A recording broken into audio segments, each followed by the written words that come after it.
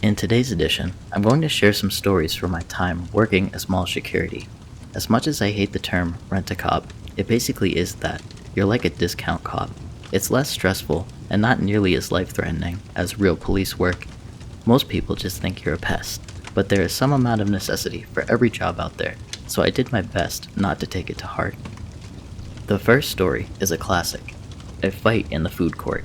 You may think that most altercations that happen in public are between two guys that have beef, or two girls possibly fighting over a boy. This wasn't the case for me though. The majority of situations I dealt with were almost always male against female. When you consider the amount of domestic dispute calls real cops take every day, it starts to make sense. The young duo was in fact dating, and when a verbal argument took place, the girl decided to dump hot coffee over her man's head, who then shoved her to the floor, knocking over a chair. No matter what the fight was initially about, you can't blame the boyfriend for defending himself. A freshly brewed cup of joe can be served up to 185 degrees Fahrenheit. Getting that poured over you is certainly going to hurt, and burn more specifically. The first officer to respond was an older Hispanic woman who used to work as one of the mall cleaners. Overall, she wasn't a great team member. She was scared of the dark in the basement and refused to climb the ladder to the roof due to a fear of heights. So any odd jobs that needed to get done, you could basically count her out.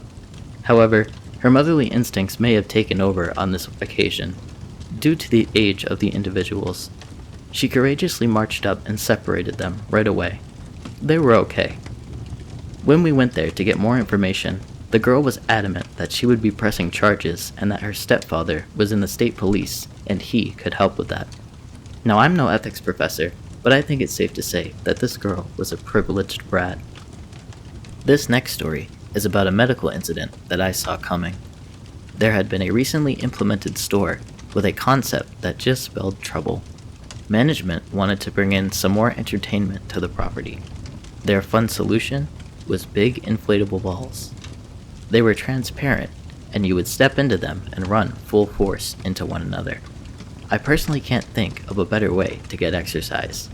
But with corporate hammering down that safety was the most important component of our work, you had to question the thought process which brought this to fruition.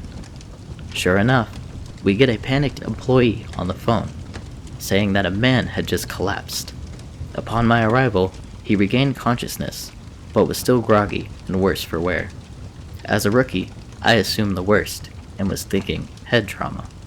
Turns out, someone stepped on the back of his foot, and the pain was so excruciating that it caused him to black out. This was an Achilles injury. It's a tendon that connects your calf muscles to your heel bone. I'm not sure whether or not it ruptured, but it is likely, as EMS stretchered him out. But not before passing my supervisor, who was too busy getting lunch instead of helping his anxious coworker deal with their first medical event. Thanks, boss. My last story is from the day the jewelry store flooded. This was as unfortunate as it sounds, and the worst part was there really wasn't much I could do since the damage had already been done. I watched on as it appeared to rain from the ceiling, and the Karen manager had a more justified meltdown as her store was drenched from top to bottom.